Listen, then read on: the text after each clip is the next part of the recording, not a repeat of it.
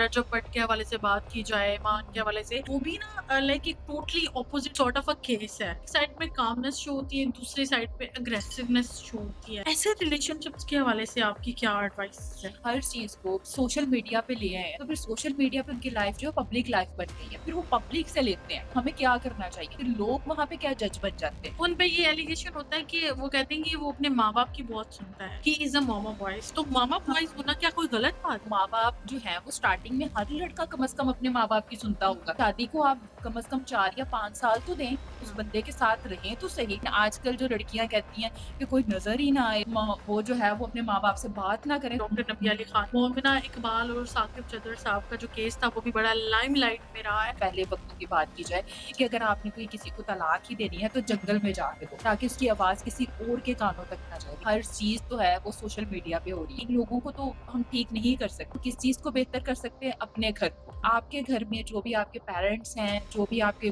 भाई हैं, कुछ भी हैं, वो कम से कम अपना मियाँ-बीवी का रवैया बेहतर करें। एक लड़की है, किसी लड़के को पसंद करती है, रिलेशनशिप में आना चाहती है, ऐसी सिचुएशन में फिर क्या करना? रिजेक्ट करना हर किसी का हक है। तो ये भी होता है आपने रिजेक्शन की वजह कुछ लोग इतने ज़्यादा सेंसिटिव होते हैं ना कि वो बिल्कुल। रिजेक्शन को अपनी इंसल्ट समझते हैं। तो रिजेक्शन में जो है वो कत्ल भी कर देते हैं। ऐसे लोग जो हैं वो ज़हनी मरीज़ होते हैं। सोशल मीडिया ने रिलेशनशिप को बहुत ज़्यादा टॉक्सिक कर दिया है। हर कोई अपनी लाइफ़ को सोशल मीडिया की लाइफ़ से कंपैरिज़न करता है। जब कंपैरिज़न करता है तो बेचैनी ऑटोमेटिकली आ जाती है। फैमिली व्लॉगिंग की या टिकटॉकर्स की बात की जाए जो अपनी फैमिली को दिखाते हैं, पर्सन उन्हीं चीज़ों को अपनी रियल लाइफ़ के साथ कंपेयर करता है और डिप्रेशन में चला जाता है। छोटी-छोटी बात पे झगड़ा होता है कि अगर उनके पास ये सब है तो हमारे पास भी होना चाहिए। बिस्मिल्लाहिर्रहमानिर्रहीम, अस्सलाम वालेकुम। पल्स पॉइंट डिजिटल पॉडकास्ट में आप सबको खुशामदीद। नाज़रीन, मैं हूँ आपकी होस्ट राजिया मुनीर। यहाँ से हमारी पॉडकास्ट सीरीज़ का आगाज़ होता है और यहाँ से हम ऐसे-ऐसे टॉपिक्स आपके सामने लेके आएँगे जिनको ज़रूरत है आपको सुनना, और ऐसे-ऐसे मुआशरे के पहलू उजागर करेंगे आप चाहते हैं जिस पे बात हो। इसी सिलसिले में आज हमारा जो पहला पॉडकास्ट है उसका जो टॉपिक है उस हवाले से मैं आपको बताती चलूँ कि रिलेशनशिप के हवाले से हम देखते हैं कि हमारे मुआशरे में तरह-तरह की चीज़ें, सिचुएशंस क्रिएट होती हैं। कभी कोई कपल ट्रेंडिंग में आता है, कभी कोई कपल ट्रेंडिंग में आता है, और उनकी वजूहात क्या होती है, किस वजह से मुआशरे में रिश्तों को लेके बिगाड़ पैदा होता है और लोग ऐसा क्यों करते हैं? ऐसी कौन-सी हदें जो है वो उसको क्रॉस कर लेते हैं? मियाँ-बीवी के दरमियान रिश्ते कैसे चलाए जाते हैं और आखिर वो एक-दूसरे से बेज़ार क्यों हो जाते हैं? सो आज इसके ऊपर बात करेंगे और उसके साथ-साथ हम नौजवान जो हमारे यंगस्टर्स हैं, वो ज़िंदगी में अपने शादी जैसे एक मुक़द्दस जो है रिश्ता जिसको मैं कह सकती हूँ, और सबसे बड़ी रिस्पॉन्सिबिलिटी हमारे माशरे में जो हमारे पेरेंट्स और हमारा माशरा नौजवान नस्ल के कंधों पर डालता है, उससे क्यों भागते हैं? ऐसी कौन-सी वजूहात है जिससे वो खौफ़ज़दा हैं? और जैसे अटैचमेंट के हवाले से बात करें कि जो लोगों आपस में बात करते हैं रिलेशनशिप के हवाले से, अगर मैं बात करूँ स्पेसिफिकली, अटैचमेंट्स हो जाती हैं और फिर उसी अटैचमेंट्स में वो हर्ट होते हैं, और अटैचमेंट्स के बाद क्या नुकसानात होते हैं, घोस्टिंग और रिलेशनशिप जैसे हम आजकल देखते हैं ओपन रिलेशनशिप के हवाले से बात की जाती है, फिर सिचुएशनशिप के हवाले से बात की जाती है। तो इस सारी चीज़ों को आज हम अपने पॉडकास्ट में डिस्कस करेंगे। हमारे साथ हमारी बहुत ही मोअज़्ज़ज़ गेस्ट मौजूद हैं, जनाब फ़तीहा अशरफ जो कि क्लिनिकल साइकोलॉजिस्ट हैं, उनको वेलकम करते हैं। अस्सलाम वालेकुम and welcome to the podcast. वालेकुम अस्सलाम। कैसी है फ़तिया, ठीक-ठाक है? मैं ठीक-ठाक, आप बताएँ आप कैसी हैं? अल्लाह का शुक्र है। अच्छा फ़तिया, सबसे पहले तो मैं ये जानना चाहूँगी कि जैसे आजकल जो बेचैनी, ताल्लुकात में दूरियाँ, घोस्टिंग वग़ैरह जो अटैचमेंट इश्यूज़ हैं, जेलसी है और सोशल मीडिया का दबाव इतना आम हो गया है, क्या ये सोशल मीडिया इसकी वजूहात में शामिल करार दिया जा सकता है? अगर सोशल मीडिया की बात करें तो वाक़ई ही सोशल मीडिया का इस सिलसिले में इम्पोर्टेंट रोल है। सोशल मीडिया ने रिलेशनशिप को बहुत ज़्यादा टॉक्सिक कर दिया है। हर कोई अपनी लाइफ़ को सोशल मीडिया की लाइफ़ से कंपैरिज़न करता है। जब कंपैरिज़न करता है तो बेचैनी ऑटोमेटिकली आ जाती है।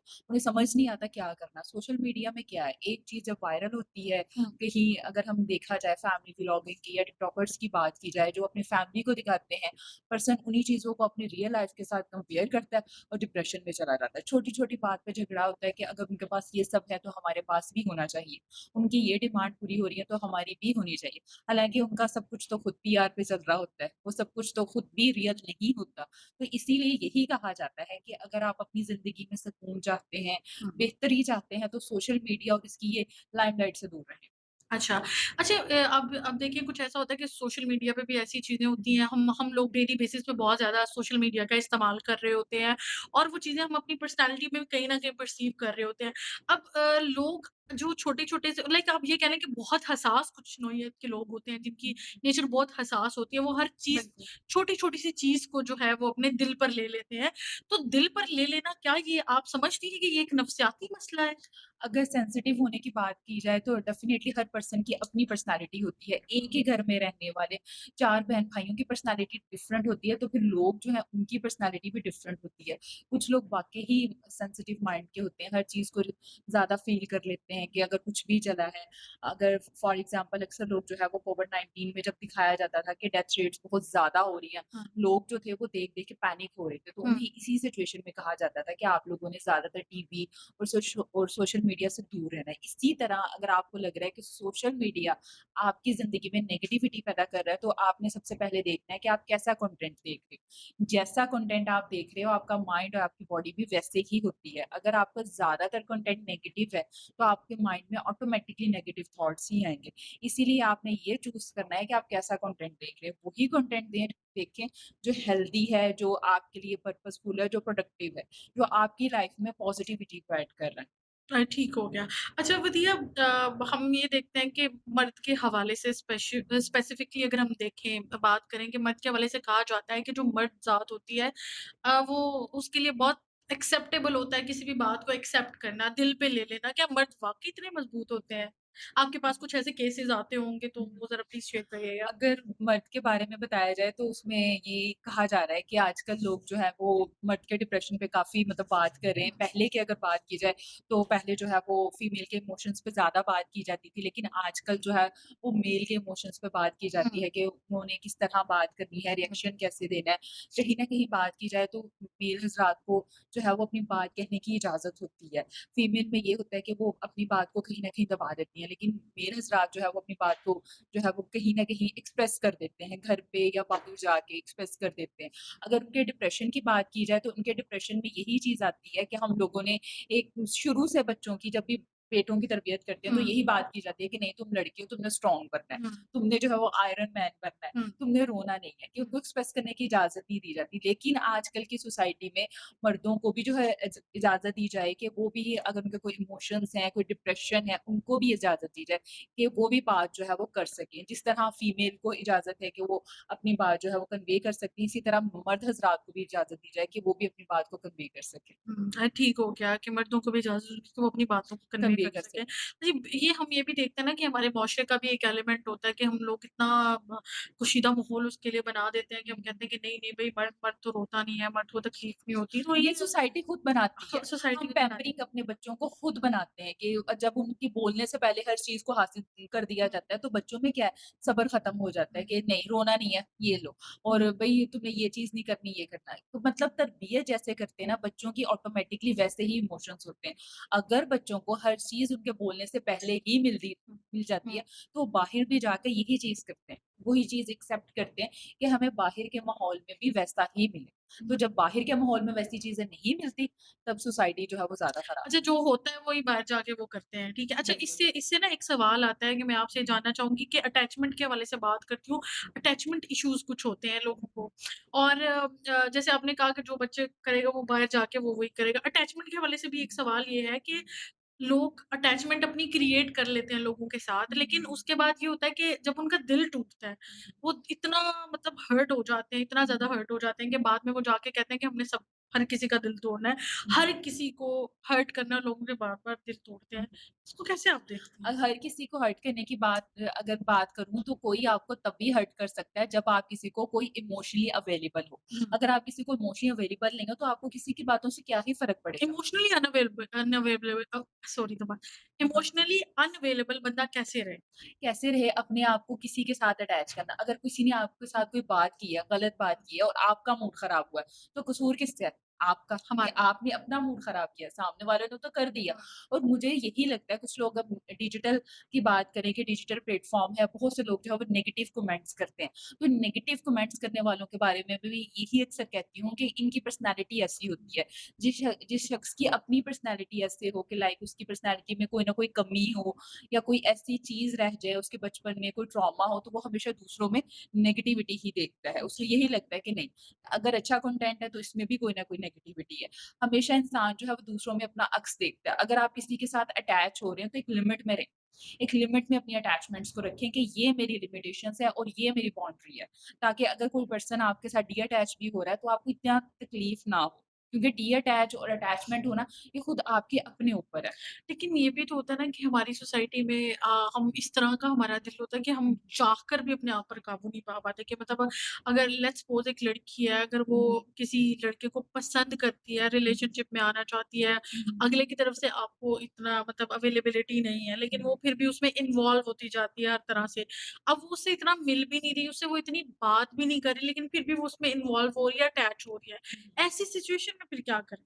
अगर ये है वन साइडेड कि सिर्फ एक साइड का हुँ, रिलेशनशिप चल रहा है कि आप जो है वो अगले बंदे को कह रहे हो कि नहीं मुझसे हुँ, बात करो, फोर्स कर रही हो, तो हुँ, इसमें क्या है, लड़की जो है वो ऑटोमेटिकली उसमें टॉक्सिक आ जाएगा हुँ, कि भई मैं इससे मोहब्बत कर रही हूँ, ये क्यों नहीं कर रहा? अगर आप जो है वो एक पर्सन को लाइक कर रहे हो, तो रिजेक्ट करना हर किसी का हक है। हुँ। अगर वो आप में इंटरेस्टेड नहीं है तो वो उसका हक है।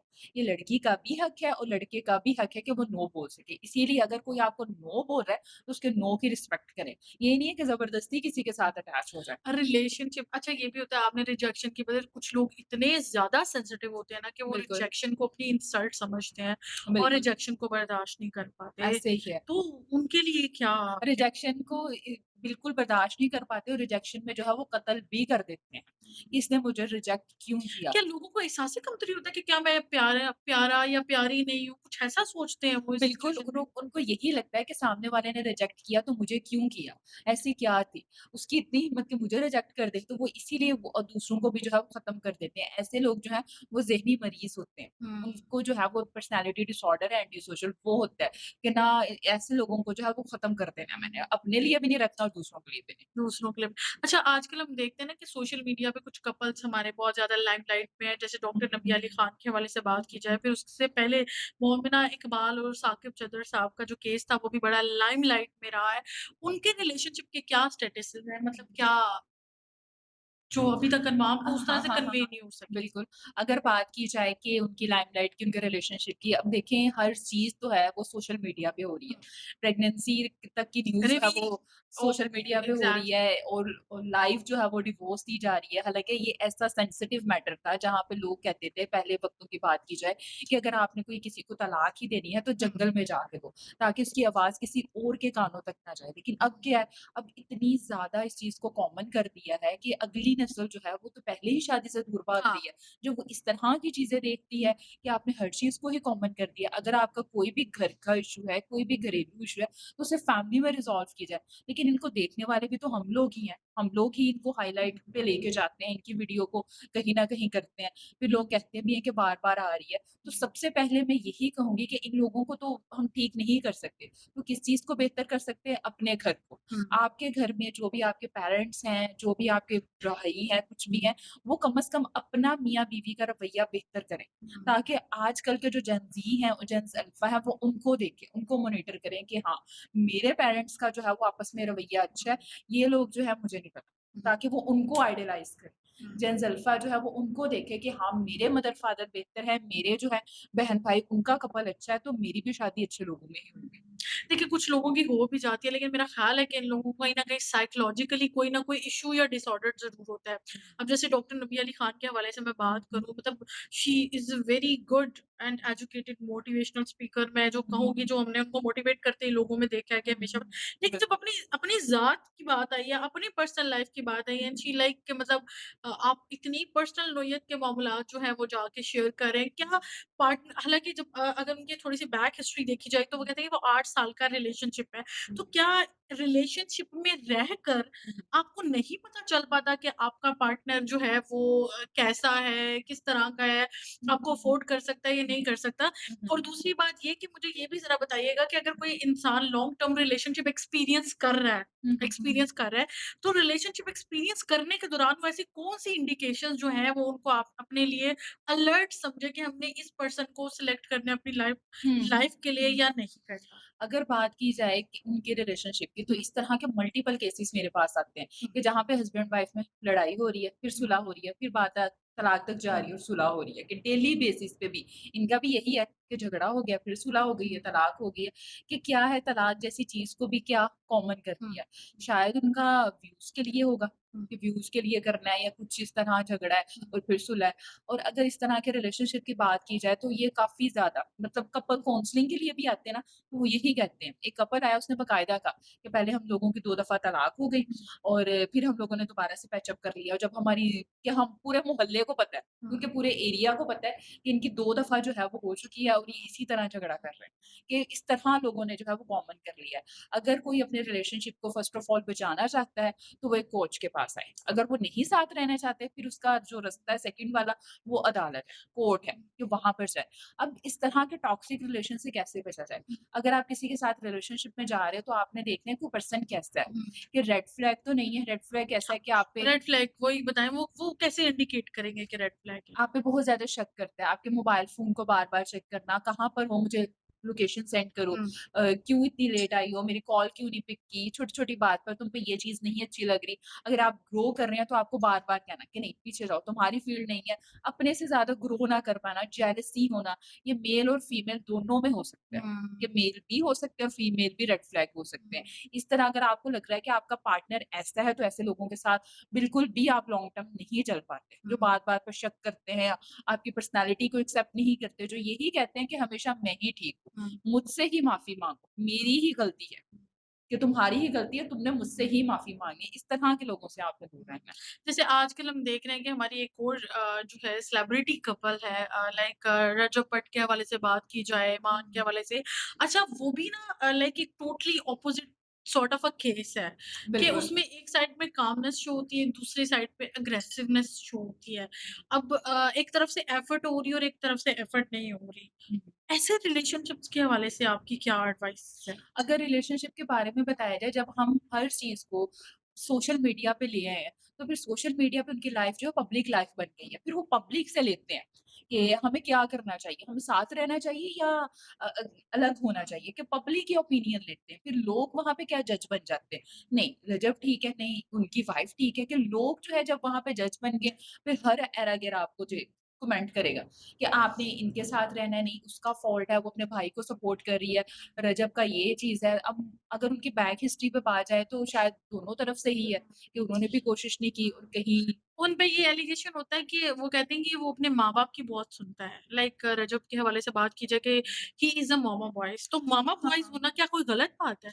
अगर मामा बॉयज़ की बात करें तो माँ-बाप जो हैं वो स्टार्टिंग में हर लड़का कम से कम अपने माँ-बाप की सुनता हुँ, होगा। शादी को आप कम से कम 4 या 5 साल तो दें, उस हुँ, बंदे के साथ रहें तो सही। और अगर मामा बॉयज़ की बात करें तो एक हद तक होता है। एक हुँ, हद तक उस चीज़ को बर्दाश्त किया जा सकता है। किस तरह के अगर माँ-बाप से पूछना कि ये चीज़ करनी है, वैसी हुँ, करनी है। लेकिन अगर वो बहुत ज़्यादा आपकी लाइफ़ में इंटरफेयर कर रहे हैं, फिर वो चीज़ भी नहीं। हुँ, क्योंकि बुज़ुर्ग जो है वो कहीं न कहीं हमारी सोसाइटी के लिए हुँ, रिस्पेक्टेबल है। लेकिन एग्ज़ैक्टली। उनको भी चाहिए कि वो अपनी लिमिटेशन का ख़्याल रखें। बहुत ज़्यादा इंटरफेयर करना, वो चीज़ जो है वो रिलेशनशिप को ख़राब करती है। लेकिन आजकल जो लड़कियाँ कहती हैं कि कोई नज़र ही ना आए, वो जो है वो अपने माँ-बाप से बात ना करें, तो ऐसा तो ये पॉसिबल नहीं एक है। ये एक गलत तासुब गलत है चीज़ और है। मेरा ख़्याल है कि औरत को इतनी स्पेस देनी चाहिए मर्द को क्योंकि औरत के आने से बीवी के आने से पहले मर्द के जो रिश्ते होते हैं वो उसके माँ-बाप, उसके बहन-भाइयों के साथ जुड़े होते हैं और मर्द को भी चाहिए कि माँ-बाप, बहन-भाई और अपनी हुँ, बीवी के साथ जो रिश्ता है, जो ताल्लुक है उसमें एक तसलसल बरकरार रखे, बिल्कुल, एक डिस्टेंस बरकरार रखे। बिल्कुल। हारिस कोकर के हवाले से भी बात करें तो वो भी डॉक्टर नबी अली खान का भी ये इतराफ़ है, वो भी कहती हैं कि ये अपने माँ-बाप की बात बहुत ज़्यादा सुनते हैं, असल में उनसे वो बहुत माँ-बाप जो बात हैं वो आपके साथ शादी से पहले मतलब 28-29 साल साल से आपके साथ रह रहे हैं, उस बंदे को उस चीज़ से थोड़ा बाहर आने के लिए टाइम तो लगता है। हुँ। आपकी शादी को अभी महीना डेढ़ नहीं हुआ और आप कह रहे हैं कि वो मामाज़ बुआ है, कुछ टाइम तो दें, वक़्त तो दें, कोई 4-5 साल का वक़्त तो दें, इंसान अपने आप को बदल ही लेता है। लेकिन अगर आप शादी के आते साल ही कह दें कि नहीं, हस्बैंड उनसे भी पीछे हट जाए, सिर्फ़ मेरे पास रहे, तो ऐसा पॉसिबल नहीं है। और तुम्हें भी आई थिंक सो कि एक्सेप्टेंस का एलिमेंट जो है वो काफ़ी हद कम तक है। कम है, वो आपको काफ़ी पता है बहुत से केसेज़ मेरे पास आते हैं, केस आया था, मैं अक्सर वो शेयर करती होती हुँ, हूँ, लड़की थी उसका रिश्ता नहीं हो रहा था। अच्छा, तो मुझे कहती है कि मैडम काउंसलिंग करवाने के लिए आती थी, काफ़ी उन्होंने रिश्ते वगैरह देखे, फिर एटलीस्ट उसका रिश्ता हो गया।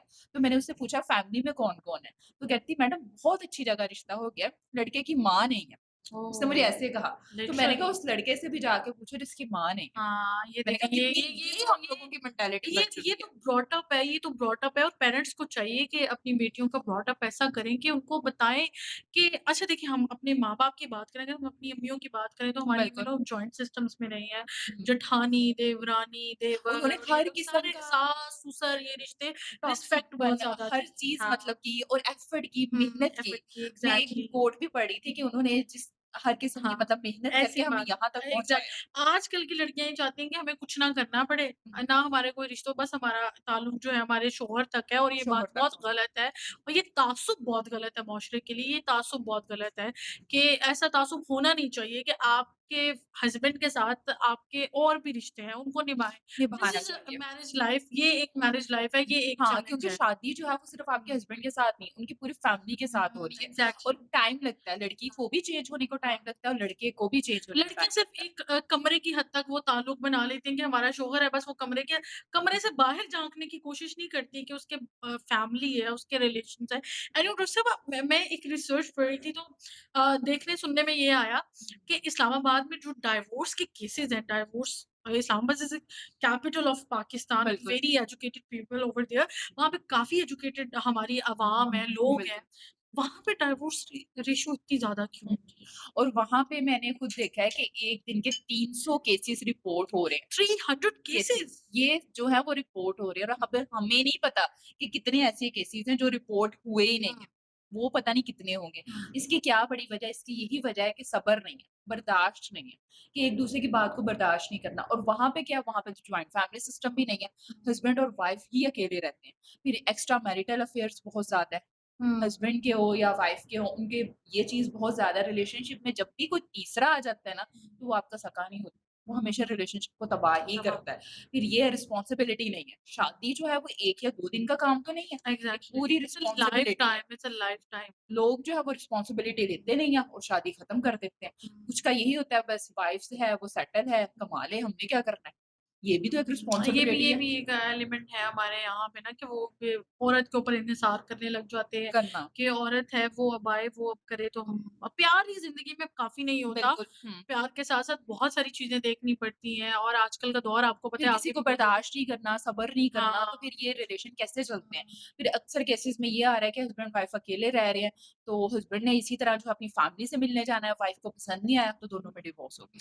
अच्छा डॉक्टर साहब ये केसेज़ बहुत हैं। ये भी आपसे जानना आजकल कुछ रिलेशनशिप टर्मिनोलॉजीज़ चल रही हैं। बिल्कुल। कौन-कौन सी टर्म्स है ज़रा हमें वो तो बताएँ?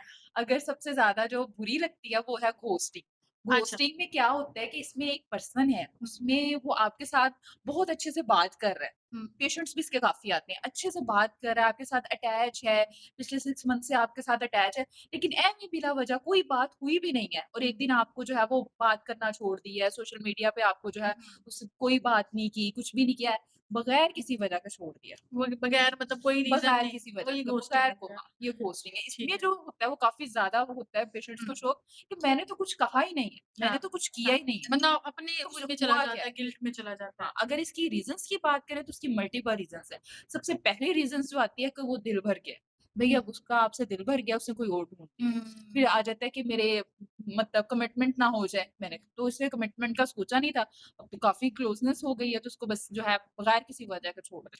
और आज हम देखते हैं कि सिचुएशनशिप हुँ, नैनोशिप, मंचिंग इस तरह की भी टर्म्स चल रही हैं, बिल्कुल। ओपन रिलेशनशिप तक चल रहे हैं। ओपन और लिविंग रिलेशनशिप तो काफ़ी कॉमन है। ओपन हाँ। रिलेशनशिप के बारे में बताएँ तो ओपन रिलेशनशिप तो बिल्कुल ही मुझे मतलब अजीब-सा लगता है कि उसमें पार्टनर ये होता है दूसरे पार्टनर को कहता है कि तुम जहाँ मर्ज़ी जाओ और मैं जो मर्ज़ी करूँ। हमें एक-दूसरे के जो है वो हाँ। कोई मतलब ऐतराज़ नहीं होता। मतलब ये तो यूएसए बेस हुँ, हुआ।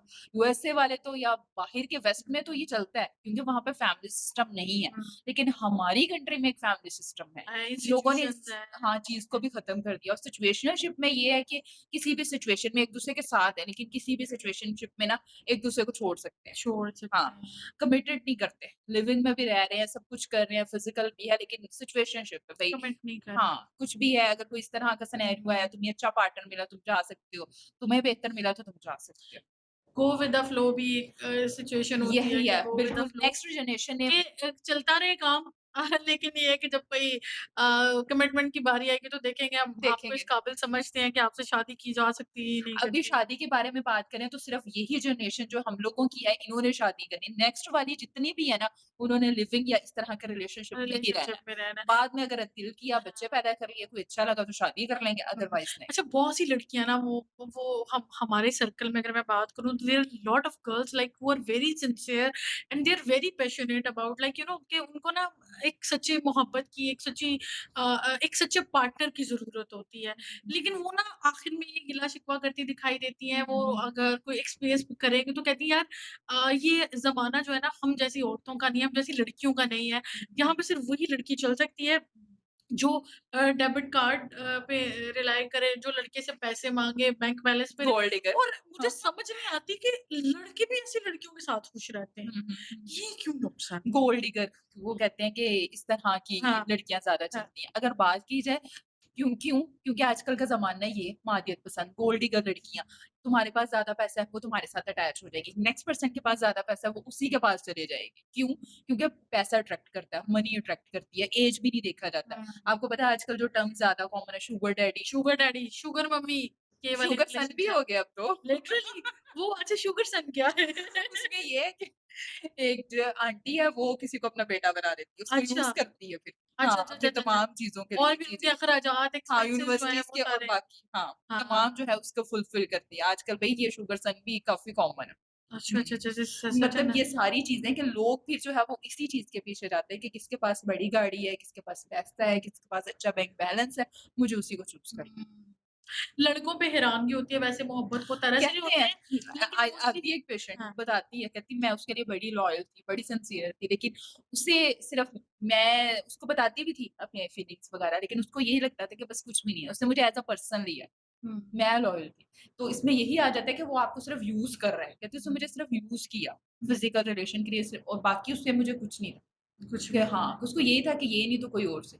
अच्छा हाँ। डॉक्टर साहब अगर मैं आपसे जान पूछना चाहूँ कि कुछ लोग रिलेशनशिप एक्सपीरियंस कर रहे हैं या वो करना चाहते हैं लाइफ में मतलब अगर उन्हें कोई पसंद आ गया वो चाहते हैं कि वो उनके साथ रिलेशनशिप बिल्ड करें लेकिन उन्हें नहीं पता कि वो अगला पर्सन भी उसमें इंटरेस्टेड है या नहीं है या वो उसके साथ 110% रिलेशनशिप रखना चाहते हैं वो क्या चीजें अपने पार्टनर में देखें कि वो पार्टनर कैसा है या वो बीइंग अ पर्सन वो एक ऐसा पर्सन है जिसके साथ हम अपना रिलेशनशिप कंटिन्यू कर सकते हैं वो क्या चीजें हैं सबसे पहले तो आपने ये देखना है कि वो आपकी रिस्पेक्ट करता हो। हाँ, इंसान हर चीज़ पे कॉम्प्रोमाइज़ कर सकता है हम्म लेकिन रिस्पेक्ट पे नहीं।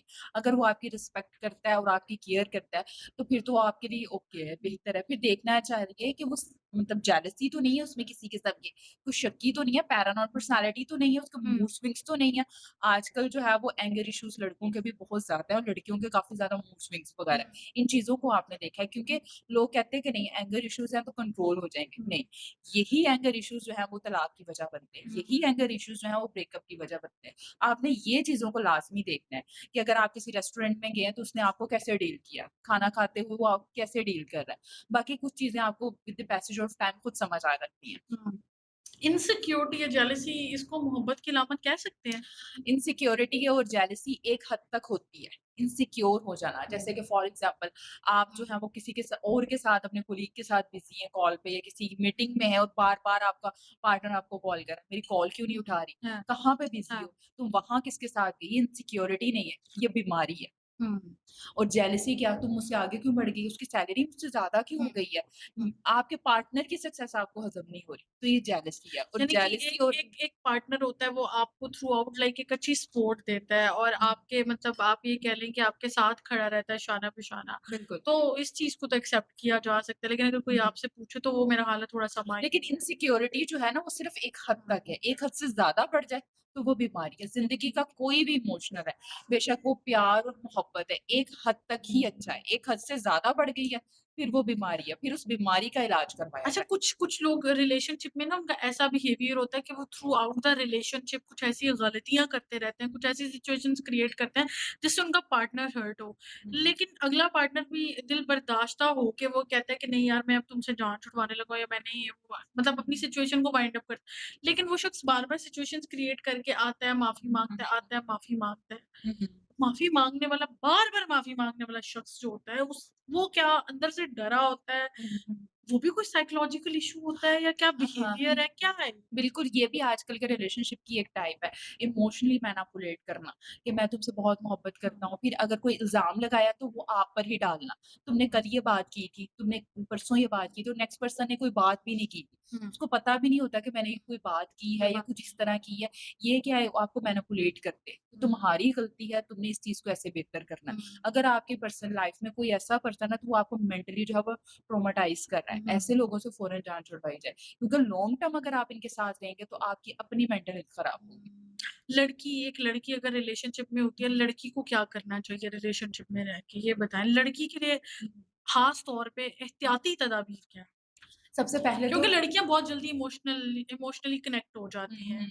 एक लिमिट बनानी चाहिए। अपनी पर्सनल और पिक्चर्स वगैरह तो कभी भी किसी को शेयर नहीं करनी चाहिए। मैं तो ये भी कहती हूँ कि नेक्स्ट आपका कोई हस्बैंड है, कुछ भी है, उनको भी अपनी जो है पर्सनल पिक्चर्स कभी भी शेयर मत करें। अपना एक लिमिटेशन बनानी है कि हाँ, मेरी ये लिमिटेशन है और मैंने इस तरह चलना है। फिर आपने देखना है कि आपका पार्टनर कितना ट्रस्टवर्दी है, आपको कहाँ तक लेके जा रहा है, आपको कितना सिक्योर रख रहा है। ये सारी चीज़ें आपने देखनी है, फिर उसके बाद आपने नेक्स्ट स्टेप लेना है। अच्छा दूसरा हमने रिलेशनशिप के हवाले से बात की, हमने डिफरेंट रिलेशनशिप स्टेटस को डिस्कस किया और आजकल के ट्रेंडिंग कपल्स को भी डिस्कस किया। At the end of the podcast कोई मैसेज देना चाहेंगी हमारी ऑडियंस को? अच्छा, एट द एंड ऑफ मैं यही मैसेज देना चाहूँगी कि अपनी मेंटल हेल्थ पे कभी कॉम्प्रोमाइज़ मत हुँ, करें। दुनिया की हर चीज़ आपको दोबारा से मिल जाती है, लेकिन मेंटल हेल्थ एक दफ़ा खराब हो जाए, तो वो कभी दोबारा से नहीं आती और किसी ऐसे शख्स के लिए जो आपके आँसुओं को डिज़र्व भी नहीं करता, उसके लिए रोना तो बहुत बड़ी बेवकूफ़ी है। बेवकूफ़ी है, वेरी नाइस। व्यूअर्स ये था हमारा आज का पॉडकास्ट जो कि हमने स्पेशली किया रिलेशनशिप के हवाले से, जो कि हमें लगता है कि हमारे माशरे की ज़रूरत है, लोगों को जानना चाहिए। लोगों को पता होना चाहिए कि वो कौन-सा रिलेशनशिप स्टेटस जो है वो एक्सपीरियंस कर रहे हैं और अगर वो रिलेशनशिप में जाना चाह रहे हैं, रिलेशनशिप को एक्सपीरियंस करना चाह रहे हैं, तो वो कौन-सी ऐसे पॉइंट्स हैं, कौन-सी ऐसी लाइक वार्निंग सिचुएशंस हैं, वार्निंग अलार्म्स हैं, जो हम आपके सामने हमने अभी आपसे डिस्कस किए। उनको मद्देनज़र रख के आप रिलेशनशिप को एक्सपीरियंस करें। और डॉक्टर वतिया ने हमारे साथ जो है बहुत अच्छे तरीके से इस चीज़ को वाइंड अप किया और हमने इस चीज़ को डिस्कस किया कि रिलेशनशिप में अगर आप आते हैं तो आप थोड़ा-सा सोच समझ के करें क्योंकि मेंटल हेल्थ, मेंटल पीस जो है आजकल के दौर की हर इंसान की ज़रूरत है। आई होप कि आपको ये पॉडकास्ट पसंद आएगा। मुझे और मेरी टीम को दीजिए इजाज़त। मिलते हैं नेक्स्ट एपिसोड में, तब तक के लिए अल्लाह हाफ़िज़।